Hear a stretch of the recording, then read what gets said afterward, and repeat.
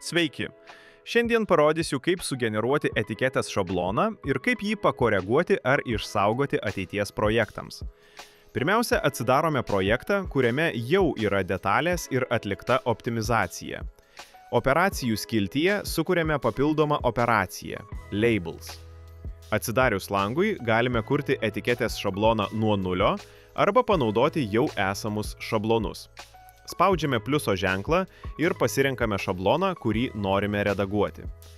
Šiame pavyzdyje pasirinksiu šabloną su operacijų sugeneruojamu barkodu. Parameters skiltyje nustatome etiketės dydį ir nurodome, kam etiketės bus spausdinamos.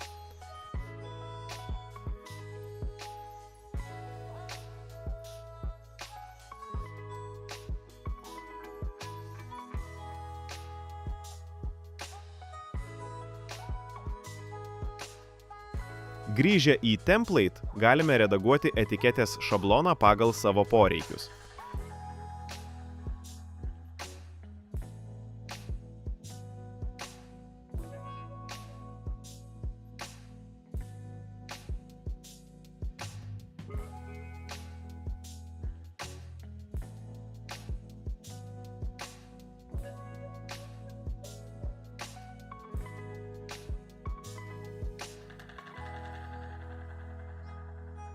Kai šablonas paruoštas, parameters skiltyje jį galima išsaugoti, kad būtų galima naudoti kitose projektuose.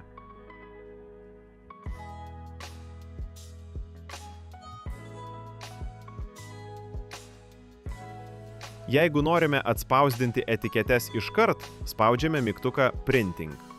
Be to, GitLab turi ir papildomą funkciją. Etiketės gali būti perduodamos tiesiai į stakles, jeigu staklės palaiko automatizuotą etikečių spausdinimą. Tokiu atveju, vos paleidus gamybą, etiketės atsispausdina kartu su detalių apdirbimu.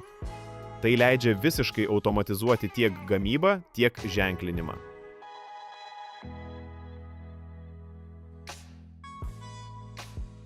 Ačiū, kad žiūrėjote.